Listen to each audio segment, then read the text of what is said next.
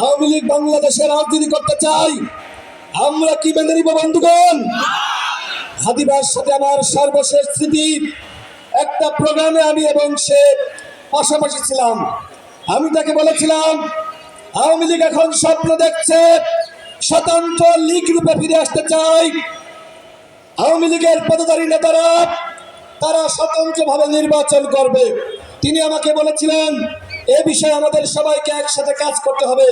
বন্ধুগণ, বাংলাদেশে আওয়ামী লীগ রাজনীতি করুক, অন্তর্বর্তীকালীন সরকার তাদেরকে সুযোগ দিক, নির্বাচন কমিশন তাদেরকে সুযোগ দিক। আপনারা কি মানবেন? এই বাংলার মাটিতে আওয়ামী লীগের রাজনীতি আর চলবে না। আগামী নির্বাচনে আওয়ামী লীগ অংশ নিতে পারবে না। আমি সর্বশেষ বলতে চাই, 4 গুণ শক্তিশালী এনজাইম ও অধিক ফেনা সমৃদ্ধ অরিক্স সিলভার ওয়াশ মাত্র 70 টাকায়। আজকে উসমান হাদিকে যেভাবে রক্তাক্ত করা হয়েছে, হত্যার উদ্দেশ্যে গুলি চালানো হয়েছে, আমরা দেখছি ফেসবুকে বিভিন্ন হিট লিস্ট ঘুরে বেড়াচ্ছে। আমাদেরকে নাকি টার্গেট করা হয়েছে। আমরা কি ভয় পাই? রাজপথে আন্দোলন শুরু করতে হবে ওই আওয়ামী লীগের প্রেতাত্মাদের বিরুদ্ধে।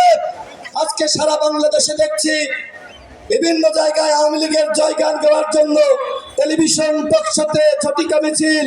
আওয়ামী লীগের উদ্দেশ্যে বলতে চাই, যদি মাঠে নামো, পিঠে ছালা বেঁধে মাঠে নামো। এই বাংলাদেশে আওয়ামী লীগের রাজনীতি আর চলবে না, ভারতের দাসত্ব আর চলবে না।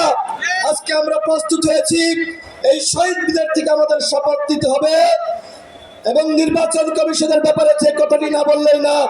আজকে প্রধান নির্বাচন কমিশনার বলেছেন, আমার ভাই হাদির উপর যে হামলা হয়েছে এইটা নাকি বিচ্ছিন্ন ঘটনা।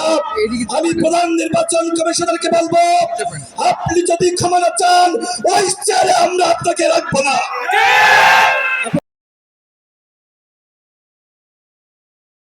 4 গুণ শক্তিশালী এনজাইম ও অধিক ফেনা সমৃদ্ধ অরিক্স সিলভার ওয়াশ মাত্র 70 টাকায়।